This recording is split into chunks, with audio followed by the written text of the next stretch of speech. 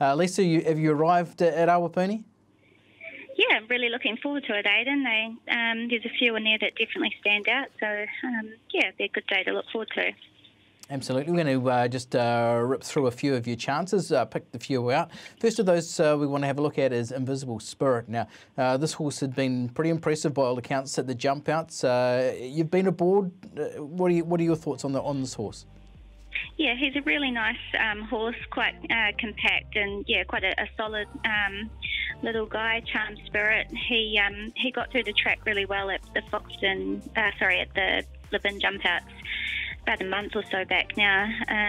So it's been a little bit of time since he had that jump out, but I'm sure Jono and Holly will have him ready for today.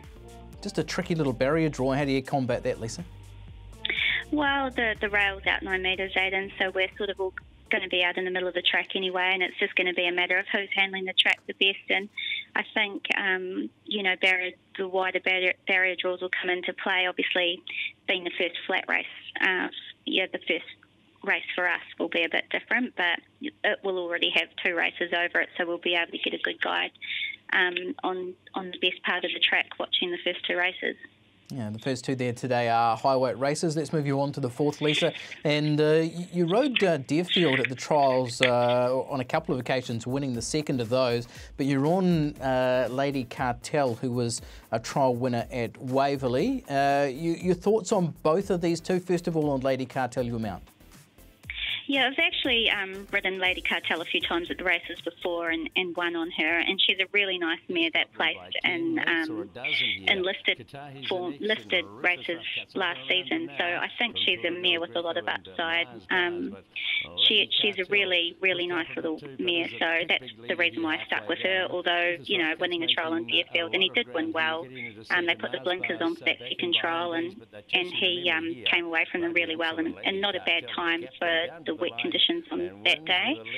But like I said, I just went with Lady Cartel because I've won on her before, and I do really like her. She also had a really good trial at Waverley a couple of weeks ago where she won super impressively and in a really quick time. So she won't get the track conditions as good as what she did at Waverley that day. But she can perform on a slow track anyway, and there's a lot of speed in the race, so I think it's going to work out really well that she could just sit off the speed and get over the top of the lane.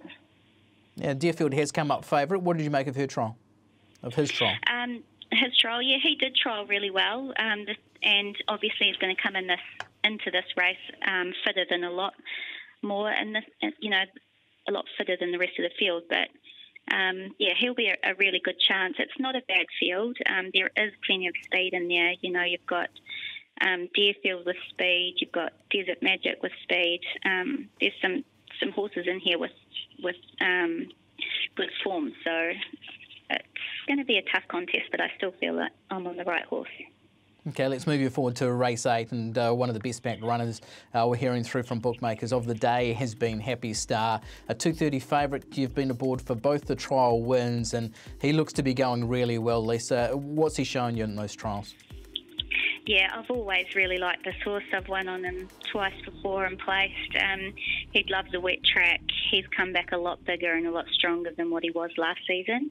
And, Jono and Holly have just done a fantastic job with him. He looks, $1 million. So if his form stacks up, the horse that ran second to him at the trials last start came out and won by about 12 lengths at Wanganui last week. So it was good form. Yeah, it sure was, and Speed Call goes around again today as well, just looking at the concluding stages, and he just wants to win, doesn't he? He's just got that real willingness to hit a line, Lisa. He does. He's just a really neat horse too. Happy Star, they call him Happy. He's just happy by name and happy by nature, and probably a lot like Jono and Holly, isn't he? They'll love hearing you say that for sure. We've got your book of rides up as well, outside the ones we've spoken about. Amy's Jewel, by all accounts, has gone well at the jump outs. Rio Star, who's sort of come into some form. Satin Belt, Bonnie Glen and Red Aurora. Your thoughts on the best of your remaining rides, Lisa?